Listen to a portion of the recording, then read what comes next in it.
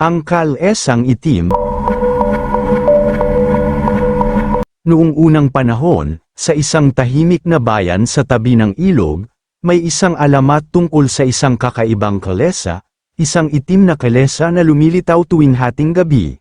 Walang nakakakita kung sino ang kutsero nito, at walang nakakakita kung sino ang sakay. Ang tanging alam ng mga tao ay kapag may nakasakay rito, hindi na sila kailanman bumabalik. Si Miguel, isang binatang palaboy-laboy sa lansangan, ay hindi naniniwala sa mga alamat. Para sa kanya, kathang-isip lang ang mga iyon upang takutin ang mga duwag. Isang gabi, habang nag-iinuman sila ng kanyang mga kaibigan sa lumang sementeryo, napag-usapan nila ang tungkol sa itim na kalesa.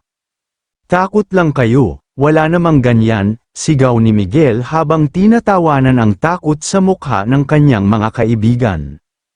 "Kung matapang ka talaga," sagot ni Andres, "bakit hindi mo abangan ang kalesang itim? Maghintay ka sa may lumang tulay mamayang 12:00 ng gabi." Dahil ayaw mapahiya, agad na pumayag si Miguel. Naglakad siya patungo sa lumang tulay, kung saan ayon sa alamat ay madalas dumaan ang itim na kalesa. Sa gilid ng tulay, may isang matandang pulubi na nakaupo sa bato. Nang makita si Miguel, hinawakan siya nito sa braso.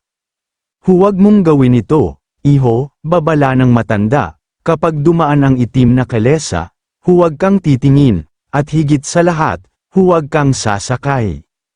Ngunit tinawanan lang ito ni Miguel at nagpatuloy sa paghihintay. Habang patuloy ang kanyang paghihintay, dumilim ang langit, at nagsimulang bumugso ang malamig na hangin. Biglang nagdilim ang buong paligid, na parang ang buwan ay tinakpan ng makapal na ulap. Maya-maya, mula sa di kalayuan, narinig niya ang unti-unting pagkalampag ng mga kabayong bakal ang mga paa. Dahan-daang lumitaw mula sa kadiliman ang isang lumang kalesa, kulay itim, may mga ukit ng bungo at mga kalansay sa katawan nito.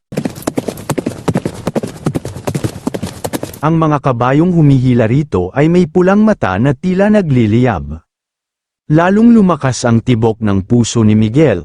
Nais niyang tumakbo, ngunit parang napako ang kanyang mga paa sa lupa. Habang papalapit ang kalesa, bumukas ang pinto nito, at sa loob ay may isang lalaking nakaitim, walang mukha, walang mata, ngunit may isang malamig na tinig na tumawag sa kanya. "Miguel, sumakay ka." Sa halip na tumakbo palayo, parang naakit si Miguel na lumapit. Pakiramdam niya ay may isang hindi nakikitang puwersang humihila sa kanya. Kakaibang lamig ang bumalat sa kanyang katawan, at sa hindi maipaliwanag na dahilan, inilagay niya ang isang paa sa loob ng kalesa. Ngunit bago pa siya tuluyang makasakay, may humawak sa kanyang balikat, ang matandang pulubi. "Huwag!" sigaw ng matanda, sabay hinayla siya pabalik. Naputol ang mahika na tila bumabalot kay Miguel, at biglang humarurot palayo ang kalesa, naglaho sa kadiliman na parang usok. Hingal na hingal si Miguel. Nang lumingon siya sa matanda, biglang nagbago ang anyo nito. Naging matangkad ito, may mahabang balbas at mapupungay na mata. "Ako ang dating kutsero ng kalesang ito," sabi ng matanda. "Matagal na akong isinumpa na magbantay dito upang pigilan ang sinuman na masama ang loob na sumakay."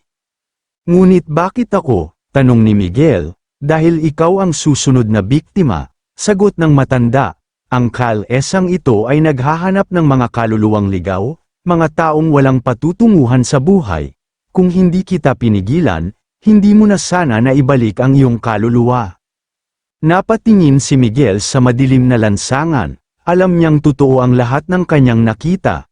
Simula noon, hindi na niya kailanman nilapastangan ang mga alamat ng kanilang bayan.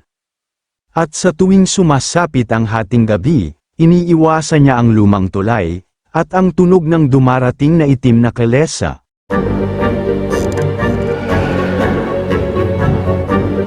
Maraming salamat sa muling pakikinig ng maikling kwento. Kung gusto mo pang makinig ng iba't ibang kwento, Bisitahin ang playlist ng mga kwentong kababalaghan sa aking YouTube channel, at huwag kalimutang i-subscribe ang Jonas Mini Vlog para updated ka sa bawat kwento.